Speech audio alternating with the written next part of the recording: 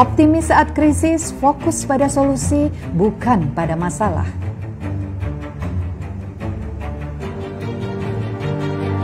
Kerjakan apa yang kamu cintai, hal ini akan membuatmu tangguh karena kamu menciptakan kebahagiaanmu. Temukan tim, di masa seperti ini banyak merasa senasib sepenanggungan, saatnya cari teman. Bagikan kebaikanmu, sekarang saatnya berbagi apa yang kamu miliki, tidak harus berupa materi, bisa juga tentang semangat diri.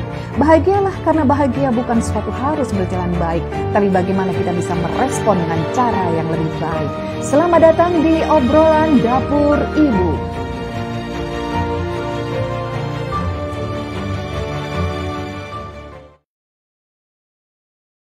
Apa kabar semuanya? Apa kabar Ibu Indonesia? Hari ini kita bertemu kembali di obrolan Dapur Ibu.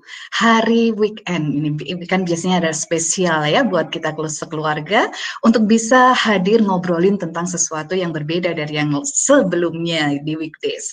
Oke, 3 hari sebelumnya kita sudah berbicara dengan Pak Dodi tentang proses bagaimana sih terpaksa homeschooling di tengah pandemi. Kemudian di hari kedua kita sudah bicara tentang metodologi, bagaimana teknisnya untuk bisa menjalankan pembelajaran di rumah dengan bahagia. Dan hari ketiga kita bicara tentang bagaimana merdeka belajar. Maka hari ini akan hadir sosok anak muda yang akan bercerita tentang kemerdekaan belajarnya. Maka pada hari Sabtu ini dan hari Minggu besok kita akan belajar dari yang muda. Siapakah dia? Sebelumnya akan saya sampaikan sekilas perjalanan belajar anak muda ini. Yuk kita lihat bersama ya.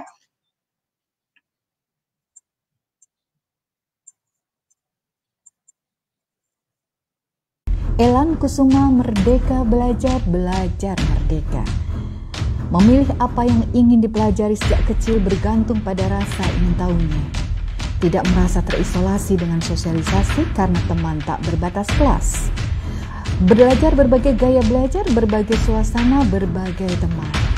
Kadang menjadi yang terkecil di tengah kelas majemuk. Usia 12 tahun sudah menjelaskan tentang konsepnya di Jepang. Inilah dia Elan dalam obrolan Dapur Ibu.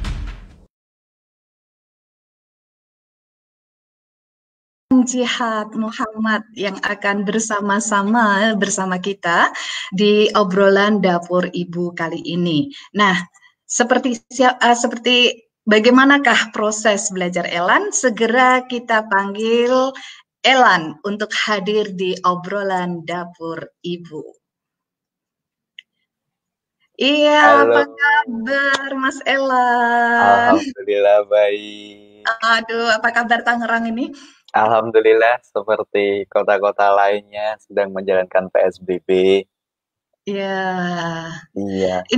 Ini unik nih Mas, anak-anak seusiamu ini biasanya kalau lagi mengalami fase-fase kritis kayak gini ini gitu ya, masa krisis, ada chaos dan sebagainya, itu memilih pulang gitu ya, memilih pulang bersama dengan orang tuanya gitu ya, memilih pulang bersama orang tuanya, nyaman di sana, lah kok ya Mas Elan ini memilih untuk memutuskan gitu ya, memilih untuk jauh dari orang tuanya, hidup di kos-kosan, kemudian masak sendiri gitu kan.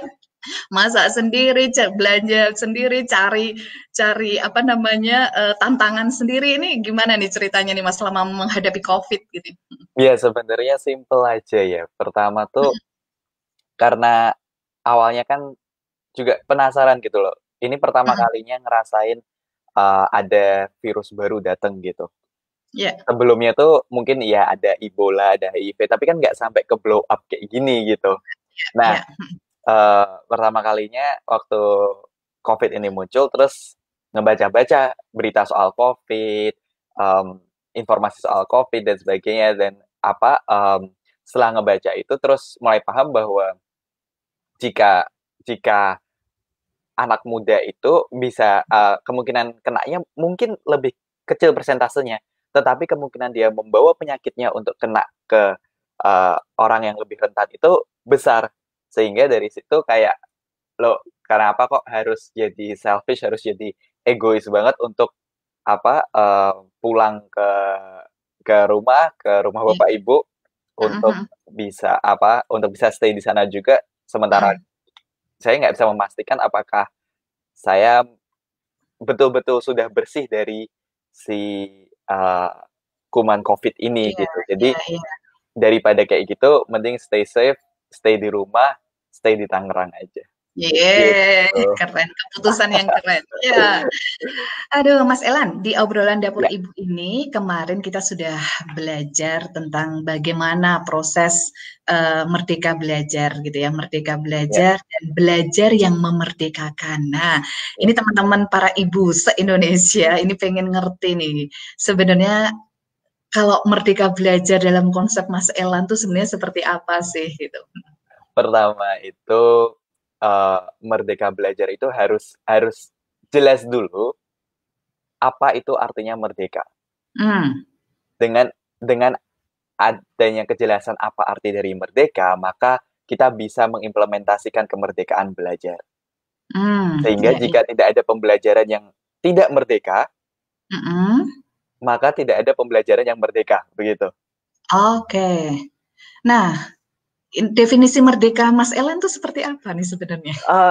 Kalau kalau di saya sendiri ya, itu, Mhm definisi belajar merdeka itu lebih ke sebetulnya apa yang kita mau pelajari itu kita bisa lakukan secara open. Artinya begini, ketika saya memiliki masa eksplorasi dari usia saya 7 tahun sampai usia saya 17 tahun. Berarti oh, udah yang akhir-akhir ini.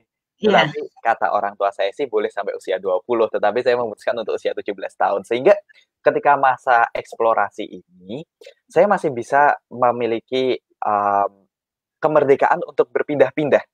mmm, Itu yang menurut saya nggak bisa semena-mena dilakukan saja oleh anak-anak yang lainnya juga. iya iya iya, Artinya masih boleh adanya lompat-lompat, apa yang dipelajari. Bisa saja hari ini saya belajar robot, besok tiba-tiba mau berkuda, besoknya lagi tiba-tiba mau yang lain, besoknya lagi tiba-tiba mau belajar soal kopi, terus besoknya lagi tiba-tiba mau belajar soal diecast, mau belajar soal, mobil-mobilan, itu apa, nggak masalah dan tetapi ada satu yang menjadi konsekuensi dari belajar merdeka, yaitu mhm, artinya harus ada konsistensi dan disiplin dari diri sendiri. itu Nah, konsistensi dan disiplin ya? Oke iya oke, betul. Nah, itu mhm, yang menurut saya sendiri pun, mmm, tidak banyak yang bisa memiliki dan mungkin tahan dengan itu karena, eee, memang akan jauh lebih gampang jika ada orang lain yang membantu kita untuk lebih disiplin dan mmm, lebih konsisten, begitu. oke. Ini menarik nih Mas, dari 7 tahun sampai 17 tahun Mas mengalami masa eksplorasi gitu ya, mengalami masa Iya, eksplorasi bersama dengan dirinya, lingkungannya gitu kan. Kadang malah sendirian ya, karena Mas Elan ini memilih untuk tidak masuk ke sekolah formal dan tidak tergabung ke komunitas apapun gitu kan. iya, Gitu kan iya, itu sendirian ini. Nah, terus ternyata ada unsur berpindah-pindah nih, berpindah-pindah. Seneng ini, kemudian nanti seneng ini lagi, seneng berkuda tadi, seneng robot, kemudian ganti seneng seneng apa sepedaan dan sebagainya itu yang selama ini dijalani oleh Mas Elan. Dan yang terakhir ada konsistensi dan disiplin. Nah, gimana nih caranya Mas Elan apa namanya melatih dari usia 7 tahun? Ini pastinya kan anak-anak 7 tahun tuh masih pendek gitu ya, iya. itunya apanya rentang konsistensi, rentang konsentrasinya gitu sampai akhirnya Mas Elan mencapai usia 17 tahun sekarang ini dan punya kayak punya pattern gitu dalam belajarnya. Gimana Mas? Boleh diceritain ya? Iya, sebenarnya nggak ada kayak cara khusus ya. Cuma Mhm. kebetulan itu, saya memiliki orang tua yang baik dalam memandu dan sabar lebih tepatnya. Karena, kebanyakan orang tua di luar itu ingin melihat instant results dari anaknya. Mmm, Merasa kalau anaknya 10 tahun udah punya penghasilan, atau 10 tahun udah punya project, atau 10 tahun udah mengerjakan satu hal yang kelihatannya dia suka, atau orang tuanya berharap dia suka, itu menjadi malah menghambat eksplorasi dari si anak ini. Iya, iya. Karena kayak ada yang pernah bilang bagaimana bisa tahu rasanya apel tanpa ngerasain jeruk gitu. Oh, iya, iya. Apakah bisa tahu kita sukanya apel atau jeruk kalau misalkan nggak pernah ngerasain dua-duanya? Begitu. Nah, jadi kondisi di saya adalah ketika itu memiliki orang tua yang tidak mengharapkan instant results. Tetapi meskipun begitu, tetap saja orang tua saya juga tetap merasa bahwa loh kok anak ini pindah-pindah, nanti ini ngerjainnya apa, nanti hidupnya gimana dan sebagainya. Tetapi by the end of the day, alhamdulillahnya orang tua saya tetap lalu kembali lagi bahwa ini memang masih eksplorasi anaknya. Dan memang ada kesepakatan dari Bapak Ibu bahwa jika misalkan nanti dari usia 7 sampai 17 itu mau ganti-gantinya dengan rentang waktu yang mungkin hanya seminggu 3 hari dan sebagainya, itu tidak masalah. Iya, iya, iya. Begitu. Jadi itu kayak ngerasain apel cuma segigit, terus habis itu ngerasain jeruk cuma segigit gitu. Cuma udah tahu rasanya. Udah tahu rasanya gitu. Terus Iya, udah bisa bilang aku suka, aku nggak suka, aku iya, suka betul. gitu ya, gitu ya. Iya. Iya. Oke, oke. Mas, orang tua tadi Mas, orang tua kan mesti galau ya melihat anaknya yang pertama nggak sekolah gitu ya. Iya, Kemudian ada cerita-cerita nggak Mas yang Mas Elan hadapi gitu kan? Hadapi ketika melihat Mas Elan tuh beda sendiri gitu, beda sendiri. Yang lain, anak-anak lain berangkat ke sekolah, kemudian Mas Elan enggak. Kemudian ketika yang lain tes paket A, paket B, paket C, Mas Elan juga memilih enggak gitu kan. Kayak tadi itu ada kegalauan orang tua yang alhamdulillah orang tuanya by the end of the day percaya sekarang sama Mas Elan ya. Pasti proses awalnya kan ya naik turun ya mestinya ya. Normalnya orang tuanya normal kan ya Mas ya. Gitu. iya, iya, iya. Karena nggak langsung kayak gitu. Iya, gimana Jadi Mas ceritanya Mas? di Mungkin ada di cerita awal serunya. itu ketika saya awal-awal homeschooling, Hmm? itu orang tua saya masih bukan homeschooling. Oh, ya. Jadi yang dilakukan itu adalah sekolah dipindah ke rumah. Sama persis dengan apa yang dilakukan oleh teman-teman yang bersekolah sekarang yang saat ini sedang stay at home. Ya. Sehingga semua pelajaran sekolah dan ini kenapa saya mengerti banyak sekali guru-guru yang akhirnya memberikan banyak sekali pelajaran ke anak-anak yang sekarang stay at home. Ya, ya. Karena orang tua saya waktu itu juga merasa bahwa ketika saya di rumah, ini yang menjadi bahaya karena akhirnya tidak ada yang namanya jam belajar. Sehingga menurut orang tua saya harus belajar seharian. 24 jam. Kalau mau ngegame pun, itu ngegame yang beredukasi. Oke. Nih, untuk orang tua yang nonton ini ya, Iya, kami iya. beritahu aja, game yang memiliki edukasi itu sangat memboringkan buat kita. Sangat Oh, membosankan. begitu ya. Pertama, biasanya soal-soal di gamenya itu nggak terlalu susah. Kalau sampai terlalu susah, kita juga nggak akan main gitu. Kedua, biasanya gamenya nggak well developed. Gitu.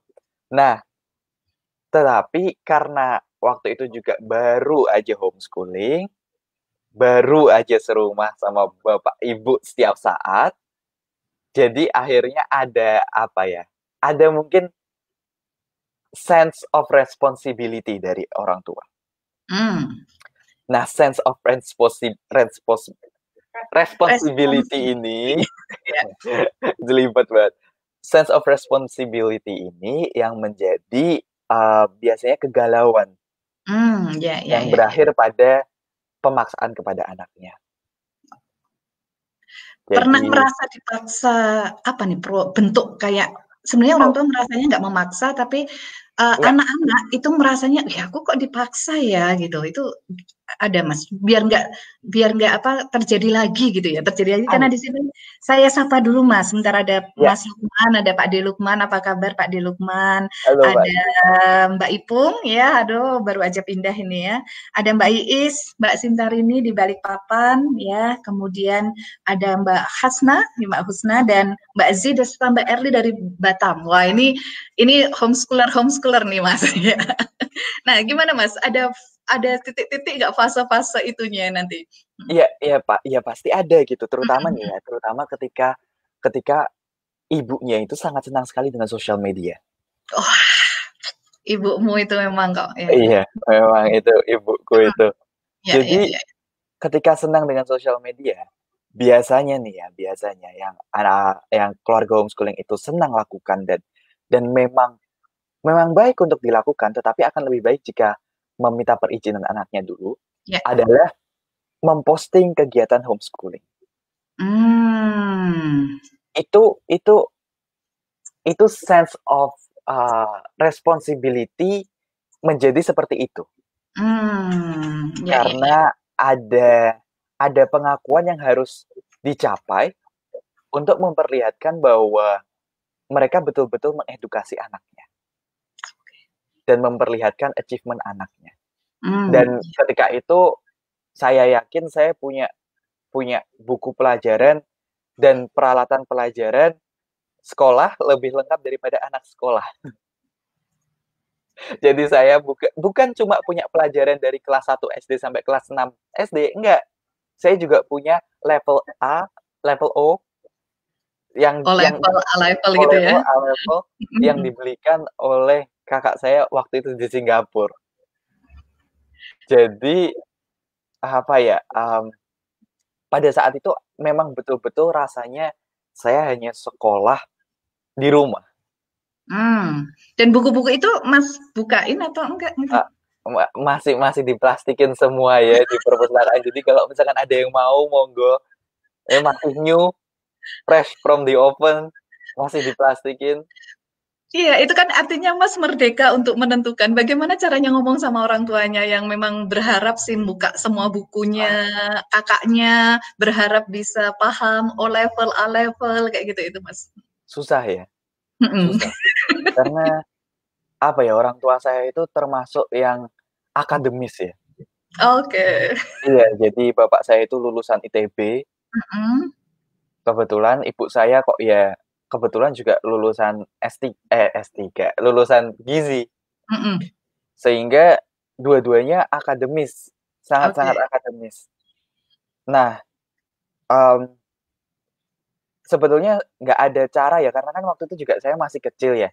Iya iya. Saya terlalu terlalu jenius juga untuk bisa mencari cara agar bisa ngobrol dengan orang tua gitu. Mungkin saya juga udah jadi orang tua kalau udah bisa kayak gitu ya. Tapi waktu itu adalah ya alhamdulillahnya kesadaran dari orang tua saya sendiri dan mulai kliknya itu baru setelah, saya diundang oleh Profesor Fumi dari Mhm. Jepang untuk, menjadi pembicara di konferensi di sana. Nah, itu Mmm, baru, bapak saya terutama merasa ada validasi mmm, dari yang akademis. Kan ini oke. profesor dari university di Iya. sana, lalu mengundang untuk menjadi pembicara. Nah, itu Mhm, sudah cukup validasi untuk bapak saya untuk lebih rileks dalam, pola pembelajaran saya. Dan lebih nggak mmm. kayak ngeraba-raba dan kayak bingung mau ke mana. Iya. Sebenarnya orang tua itu perlu kepastian apa ya, pengakuan gitu ya, Mas, ya sebenarnya ya itu ya? Ada validasi yang diperlukan oleh Validasi setiap ya? orang tua. Itu kenapa di-post. Mhm mhm mhm mhm. Posting adalah selalu menjadi validasi. Sebenarnya Ji anak-anak senangnya, eee, ada yang senang di-post, ada yang nggak senang di-post. Ini seharusnya seperti apa nih? Mhm. tentu saja seharusnya adalah karena begini, saya adalah penganut sistem feedback, sehingga apapun yang terjadi, itu saya akan merespon based on feedback. Oke. Jadi, ketika akan melakukan sesuatu yang melibatkan dua buah pihak, itu harus ada feedback. Karena kan Hmm, anaknya ini kan juga kebetulan manusia. iya. Artinya ada bahkan yang memiliki anak anjing pun itu melihat respon si anjing ini bagaimana. Mhm, mhm, Begitu mhm. kan? Ketika Iya, betul. diajak main, ketika dikasih makan, apakah dia responnya eh, ekornya itu goyang-goyang, Mhm, mhm. atau mungkin responnya itu dia marah, atau mungkin Mhm. responnya dia senang sekali begitu. Iya, iya, iya, iya, Itu iya. anjing loh. Nah, ini kan kebetulan Bapak Ibu di sini punya uh, anak manusia begitu, yang memiliki bahasa yang sama. Iya. Sehingga sebelum uh, melakukan sesuatu yang mungkin itu juga melibatkan anaknya, termasuk memposting kegiatannya, Mhm. maka akan lebih baik jika mungkin diobrolkan terlebih dahulu, apakah anaknya suka untuk diposting kegiatan dan achievement-nya ini. Dan Mmm. kalau misalkan anaknya memang tidak suka, maka ayo ditahan jempolnya buat ngeposting itu. Oh, ini nih yang baru aja masuk nih Mbak Utami, Om Agus, ya Mbak Endang Prasdianti, Mbak Nurna, Mbak Susi Kaswari, Mbak Yuli, Zia Zio, ya ternyata harus postingnya itu harus ditata gitu, karena tidak semua anak suka dan kita harus izin ya Mas ya gitu ya. Dan ada satu lagi, Mhm. biasanya orang tua tuh punya dalih, Oke, apa? ini itu demi anak, Hmm, demi portofolio si anak, ya, gitu. Nah, uh, Bapak Ibu sekalian, kira-kira di bagian mana diperlukan dari kehidupan kami memiliki portofolio kami pernah menyapu rumah? Begitu. Kecuali kami akhirnya nanti akan masuk ke cleaning boy, itu portofolio itu tidak akan digunakan begitu. oke, Kecuali saya hobinya cleaning, ya, lalu saya mau menjadi cleaning boy. Impian saya adalah menjadi cleaning boy, maka mungkin ya mungkin portofolio itu diperlukan, tetapi di akhir pun tetap akan ada hal lainnya yang mungkin portofolio yang Bapak Ibu sebut portofolio ini itu mungkin ya memang tidak diperlukan untuk anak-anak ini.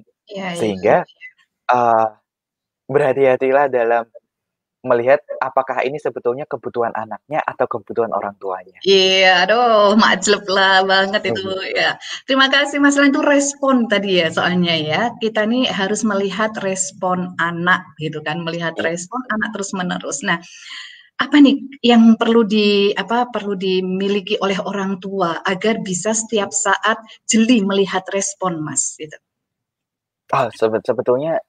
Sebetulnya pasti akan jeli ya. Ya. Tidak jeli itu hanya karena tidak melihat, begitu saja. Oke, karena memang tidak mau melihat gitu ya. Iya, karena anak tuh obvious banget kok.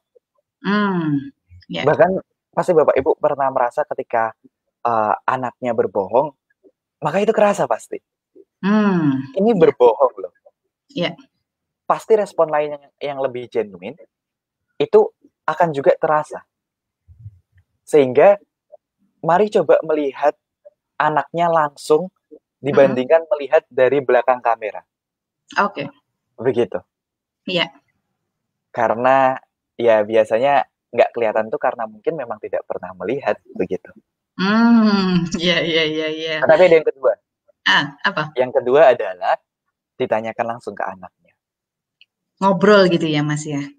Banyakin Karena kan ngobrol ke anak-anak. karena kan anaknya bisa diajak ngobrol. Mhm, mhm, mhm, mhm. Sehingga pasti apa itu akan menjadi sangat lebih lebih nyaman untuk kedepannya Mhm. karena menjadi lebih open relationship-nya terhadap orang tua dan juga anak itu sendiri. Ya, ya. Berarti dibanyakin ngobrolnya Ya, untuk, kita bersama dengan anak-anak dan itu tidak akan terbohongi gitu ya, Mas, ya? Karena ya, responnya harus selalu diterima. Oke. ya. Mas Elan tadi, Mas Elan cerita, ke Jepang gitu ya, ketika orang tua sudah mulai yakin bahwa oh ternyata ada pengakuan dari profesor. Sebenarnya waktu itu Mas cerita tentang apa di sana? Karena usianya masih 12 tahun ya waktu itu. Jadi saya ke Jepang itu karena salah satu proyek saya yang bernama Sobike, School Hmm, on Bamboo Bike. ya. Um, tetapi ketika saya diundang ke sana, Hmm, sebelum saya berangkat ke sana, ngobrol-ngobrol lagi dengan profesornya, lalu profesornya tanya, nanti untuk berangkat ke sana bagaimana untuk surat libur sekolahmu, ya. begitu. Lalu akhirnya saya bercerita bahwa saya tidak sekolah dari 7 tahun, dari usia saya 7 tahun, sehingga um,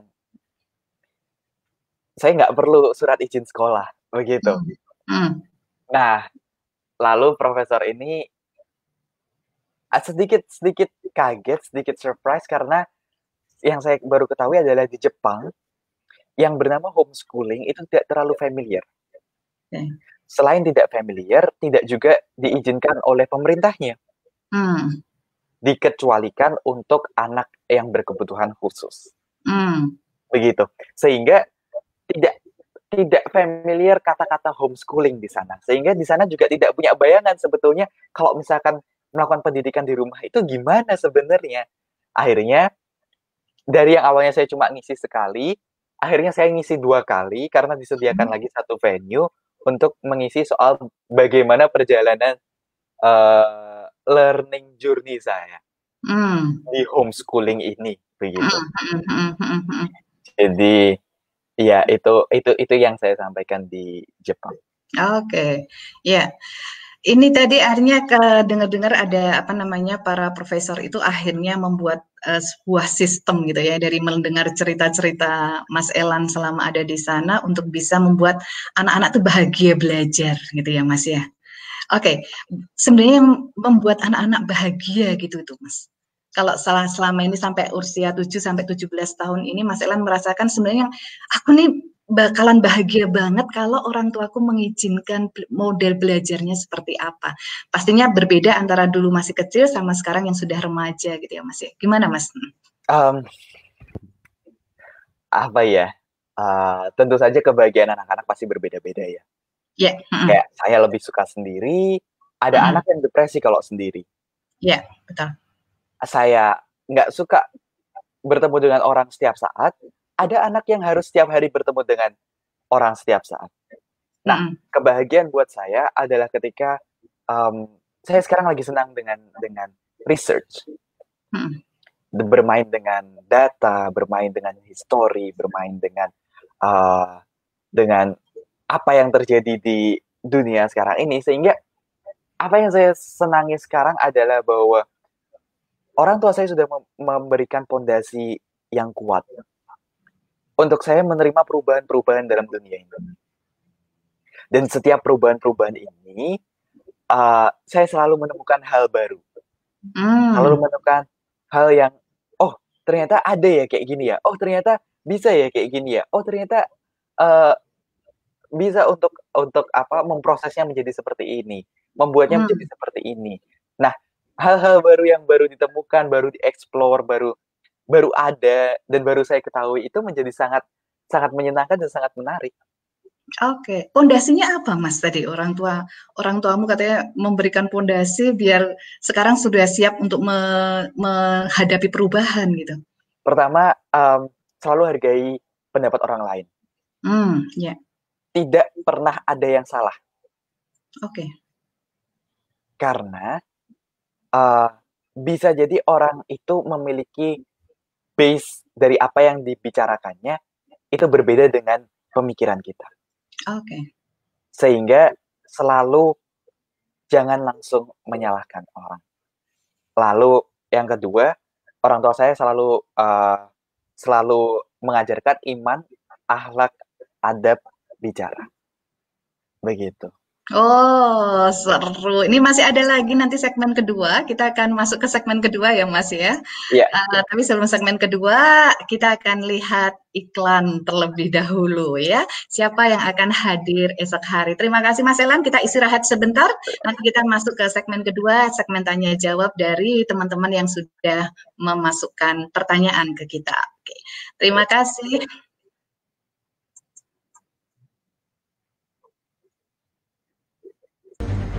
Bumi berputar, waktu berlalu, tantangan makin seru.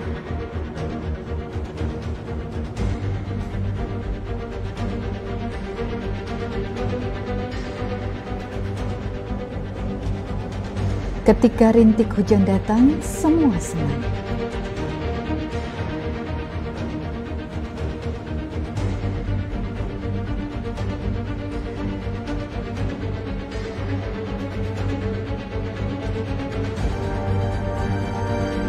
Ketika awan gelap datang, semua tegang, pertanda akan ada badai dalam hidup kita. Di sini kita diuji bagaimana sikap kita menyambut pelangi. Akan hadir esok hari, Pandu Kartika Putra. Seorang anak muda yang berkarya dengan merdeka. Tetap di obrolan Dapur Ibu.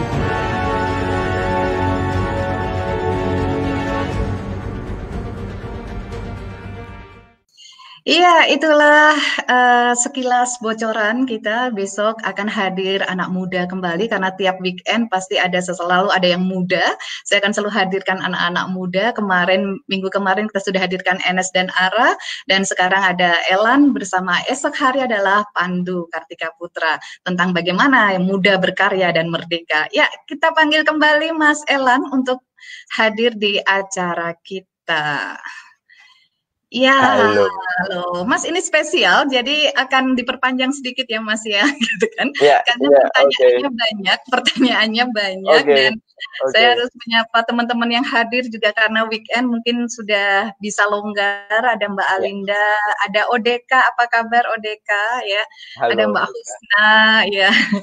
Ini Mas, gimana nih dari pertanyaan dari Mbak Fikroh Faila di Ya, Semarang ya, Mas. Bagaimana sih mental yang kalau saat ngelihat yang lain itu sekolah dan Mas Elan memutuskan di saat usia masuk TK dan SD gitu ya, itu memutuskan untuk tidak dan sampai sekarang nih bahkan memutuskan untuk tidak ambil paket, tidak kuliah. Nah, mental yang Mas bangun itu seperti apa sebenarnya ketika melihat yang lain itu menjalankan kehidupan normal gitu Mas?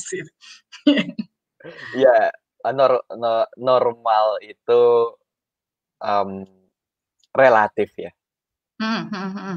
Menurut saya jika saya melakukan apa yang anak-anak lain lakukan itu, maka saya tidak merasa normal begitu. Yang pertama memang dari kecil saya udah nggak terlalu peduli ya dengan yang seperti itu. Sehingga uh, saya juga lebih rileks untuk melakukan dan lebih nggak bimbang untuk melakukan homeschooling ini. Nah, yang kedua kok ya kebetulan saya memiliki environment yang dimana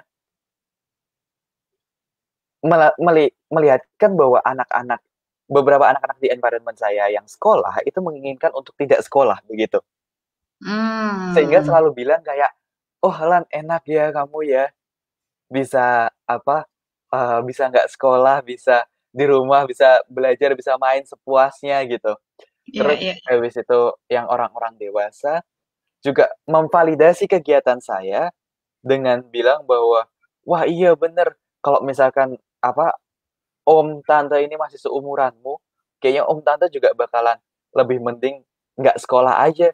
Soalnya kayaknya yang di om tante pelajarin sekolah tuh kayaknya beda deh sama yang om tante kerjain sekarang gitu. Nah, environment dan yang seperti itu menjadi membuilding up confidence saya dalam melakukan kegiatan saya ini.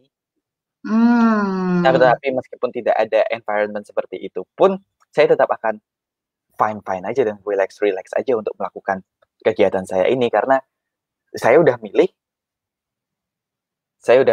dan saya Oke. sudah menikmatinya. Sudah yakin dengan pilihannya gitu Ya, ya. yang Dan nggak nggak yakin tuh Dulu cuma orang Orang tua saya. orang-orang dewasa di sekitarmu itu yang nggak beli. Iya, saya dapat cerita nih dulu kalau eyangnya gitu kan, eyangnya pengennya kan cucunya juga sekolah gitu kan, cucunya sekolah. Kemudian sampai dulu usia berapa? 5 tahun atau 7 tahun ya waktu itu nanya itu. Elan, kalau kamu mau sekolah nanti kamu mau minta apa aja, eyang mau kasih pokoknya. Dan jawaban Elan saat itu apa ya sangat nunjem banget gitu kan. Eyang izinkan aku hidup tanpa ijazah gitu. Izinkan aku hidup tanpa ijazah. Biarkan teman-teman 15 tahun nyari ijazah. Kasihan mereka yang nanti di saat mereka harus sudah gede nggak ada yang nampung ijazahnya.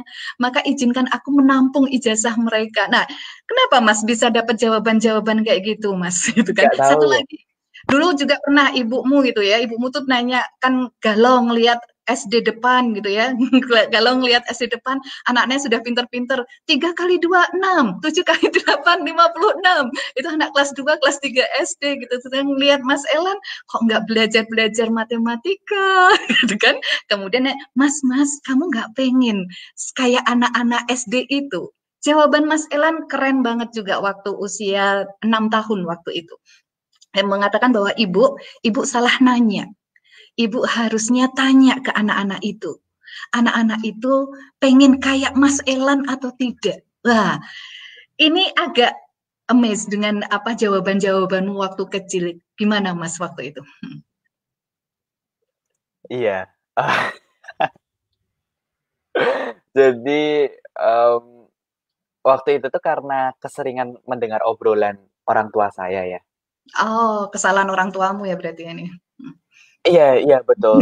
Fully kesalahan orang tua saya tentu Iya, saja. ini efek Iya, membawa anak kecil ke forum-forum belajar dewasa gitu ini. betul. Jadi untuk orang tua yang masih memiliki anak kecil, berhati-hati jika dibawa ke forum-forum yang terlalu banyak orang dewasanya.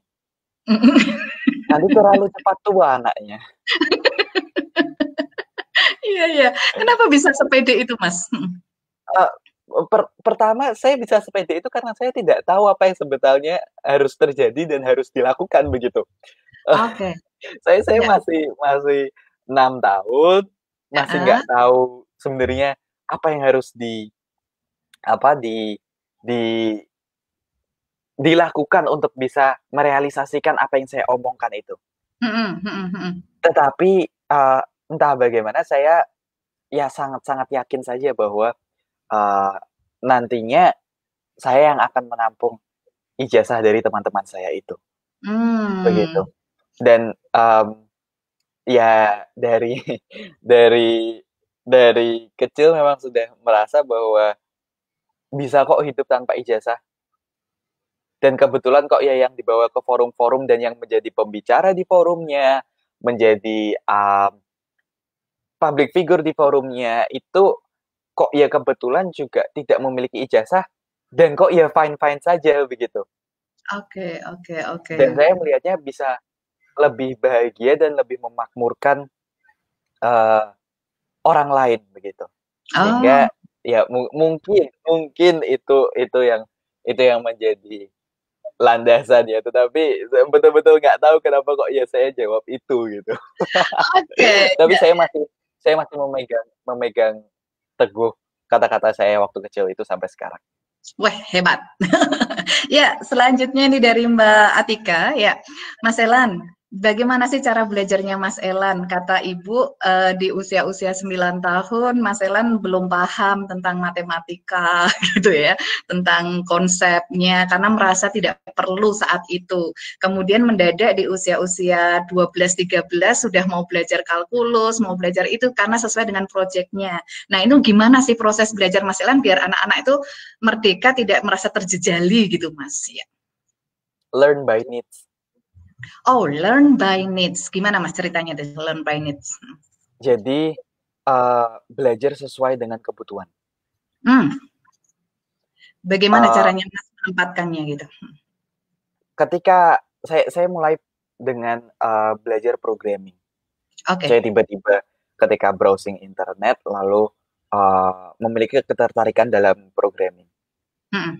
Lalu saya mencobalah programming. Nah, ketika di programming, saya membutuhkan matematika. Hmm. Nah, ketika saya membutuhkan matematika, saya baru belajar matematika. Iya. Tetapi ada perbedaan di sini. Ketika saya belajar matematika, saya bisa langsung mengimplementasikan apa yang saya pelajari. Oke, iya. Tidak belajar dulu, lalu menunggu mengimplementasikannya di mana. Nggak ada yang salah. Lagi, iya, betul. Tidak ada yang salah. Tetapi untuk saya, itu lebih cocok ketika, oh, saya memerlukan ini, maka saya pelajari. Oh, ternyata saya memerlukan ini, maka saya pelajari. Sehingga betul-betul cara belajar saya hanya learn by need. Dan kalau misalkan memang butuh dan memang diperlukan, ya cari sampai ketemu. Iya. Dan nggak ada alasan lah sekarang itu, karena kan ya internet udah kebuka, semua fasilitas udah tersedia di dunia maya saat ini, sehingga sangat menjadi alasan ketika kita tidak bisa mempelajari sesuatu. Oke, jadi based on kebutuhan, kemudian nunggu laparnya ya Mas ya, gitu ya? Iya. Biasanya kalau nunggu lapar itu kan semangat untuk makan gitu ya. Gitu. Iya. Tetapi saya mulai belajar untuk lapar. Oh, belajar untuk lapar, gimana ini Mas? Betul, karena selfish sekali untuk menunggu lapar. Itu hanya bisa terjadi untuk makanan, tetapi untuk pembelajaran bisa jadi kita nggak pernah lapar gitu. Oke, gimana caranya Mas? Menikmati struggle. Oke. Menikmati susah gitu. Oh, susah by design gitu ya Mas? Iya betul. Gitu. Jadi bahwa saya selalu bilang bahwa struggle is addictive. Sehingga saya jadi menikmati proses. Ketika sudah mulai menikmati proses, saya mulai nggak terlalu stres dengan masalah hasil. Begitu. Oke, apakah itu yang mendasari Mas Elan usia 13 tahun memilih untuk keluar dari rumah, gitu ya? Keluar dari bapak ibunya yang enaknya dikekop, dikeloni, makan sudah tersedia, kemudian memutuskan padahal juga nggak masuk ke dunia hidup yang real gitu, karena nggak ke pondok, nggak kuliah, nggak ke sekolah juga, tapi ke kehidupan real gitu. Apakah itu juga yang mendasarinya, Mas? Iya, salah satunya. Yeah. Yang betul. Jadi yang mendasari saya untuk keluar itu hanya karena needs. Jadi kebetulan kok ya saya perlu ke Jakarta untuk belajar di sana dari seseorang. Dan saya membutuhkan untuk belajar itu. Jadi akhirnya ya saya memutuskan untuk mumpung masih bisa untuk traveling dan bapak ibu juga masih bisa untuk tinggal sendiri, akhirnya saya memutuskan untuk tinggal di luar, di Jakarta untuk belajar yang saya perlukan. Oke. Dan alhamdulillah sampai sekarang saya masih terjebak di sini ya. Dan nggak bisa kemana-mana ya, gitu. Oke, terima kasih Mas. Ini masih ada lagi dari Mbak Nurma. Adakah goals yang ingin dicapai Mas Elan sih dalam proses pembelajaran ini? Dulu ada. Dulu ada. Iya. Dulu ada. Sampai akhirnya saya melihat bahwa goals itu lama-kelamaan agak tidak relevan ya. Karena begini, ketika kita memiliki goals, lalu tiba-tiba ada sesuatu yang berubah dalam proses ini. Lalu ada guilty feeling bahwa itu tidak akan mencapai goals yang sudah ditentukan sebelumnya. Padahal goals-nya itu bukan berarti hanya satu-satunya goals. Sehingga untuk sekarang saya hanya memiliki lebih ke kayak helicopter view.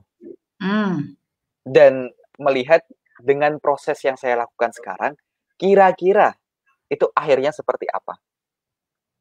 Tetapi sebetulnya akhirnya seperti apa, nah itu sama saya juga belum tahu, dan saya juga akan sangat senang sekali untuk melihatnya nanti. Jadi kalau untuk sekarang saya tidak memiliki goals. Yang saya miliki hanya deadline tentang apa yang saya kerjakan. Oh, jadi ada deadline yang apa yang ada di depan mata, Mas mulai mencintainya, kemudian dikerjakan sungguh-sungguh gitu? Terus dikasih deadline gitu? Modelnya kayak gitu itu? Betul, iya. Jadi bukan goals, oke, 2 tahun ini saya akan belajar sampai bisa jadi master programming, enggak. Tetapi dengan apa yang saya kerjakan di programming sekarang, oke, let's say saya belajar data science. Oke, kita kasih deadline, kira-kira data science ini akan selesai di mana? Mau selesai kapan? Dan selesai sampai apa? Nah, mungkin deadline-nya juga bisa dibilang sebagai mini goals. Yang saya miliki hanya mini goals. Saya tidak punya goals besarnya gitu. Oke. Tapi kalau mau disebut goals besar, ya mungkin yang saya katakan waktu kecil itu, menampung ijazah teman-teman saya. Ini seru nih Mas, ini lanjut ke pertanyaan ketiga nih, menampung ijazah teman-teman. Ini dari Mbak Erli nih. Dulu waktu proses belajar di rumah, di kelas majemuk, kan Mas Elan pasti paling kecil sendiri gitu ya. Paling kecil sendiri berhubungan dengan kakak-kakaknya yang sudah besar. Nah pasti itu ada rasa ketika nggak cocok pelajarannya, moodnya gitu kan, soalnya di kelas majemuk.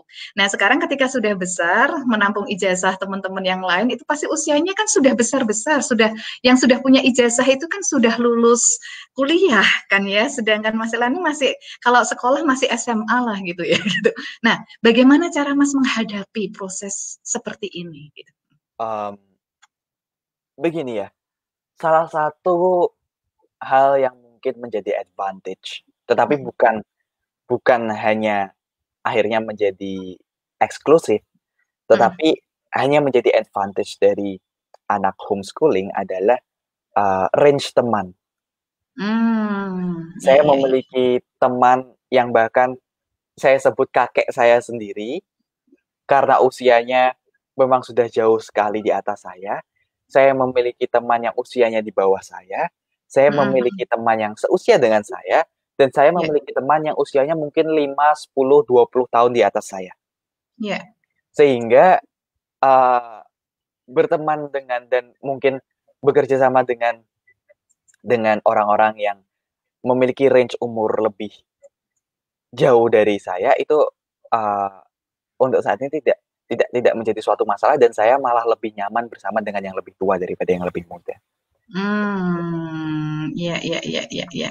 Seru ini ya. Nah ini terus sosialisasi juga ini ya Mas ya. Di sini ada pertanyaan bahwa gimana Mas caranya Mas Elan mengatur proses sosialisasinya. Kadang karena dilihat Mas Elan bisa berhubungan dengan orang-orang yang ada di pedesaan, di perkotaan, mereka yang secara ekonomi di bawah, dan bisa juga untuk berhubungan dengan mereka yang secara ekonomi di atas. Nah, itu bagaimana melatihnya, Mas? Gitu. Karena tadi kan temennya udah banyak range-nya ya. Nah, itu untuk bisa merealisasikan sosialisasi yang seperti itu. Bagaimana, Mas? Yang pertama tentu saja ada faktor yang sangat penting dari orang tua saya yang mengajak saya untuk bertemu dengan banyak orang dan memasuki komunitas-komunitas yang lain, seperti komunitas berkuda, komunitas berenang, komunitas memanah, komunitas diving. Nah, dengan berkomunitas-komunitas seperti ini, bertemu dengan orang-orang, lalu mengerjakan kegiatan saya saat ini, saya memiliki seperti hal yang bisa saya obrolkan bersama dengan siapapun yang saya temui dimanapun begitu. Sehingga ketika ternyata orang ini suka berkuda, saya menjadi lebih gampang untuk adjusting. Kira-kira bisa bagaimana, dan obrolannya enak gitu ya. Betul. Dan seperti yang saya bilang di awal tadi, saya adalah penganut feedback. Ya. Jadi apapun yang saya lakukan, saya pasti akan mendengarkan terlebih dahulu untuk melihat apa respon dan feedback yang diberikan oleh lawan bicara saya. Oke, iya. Terima kasih Mas Elan.